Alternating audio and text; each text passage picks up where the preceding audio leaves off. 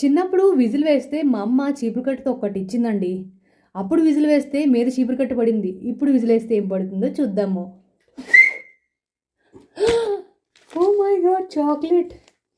ఇదేంటి తప్పుపడింది పేరు అనుకుంటున్నారు? కాదు కాదు, ఉమారి అలీ అంటే మా ఆయన గారి పేరండి. సో వాళ్ళ ఆఫీస్లో లైన్ మేనేజర్ ఆయనకి ఉమారి అలీ అనే పేరుతో మా ఆయన గారికి ప్రింట్ చేసి మరి క్రిస్మస్ గిఫ్ట్ ఇచ్చారట యూకేలో.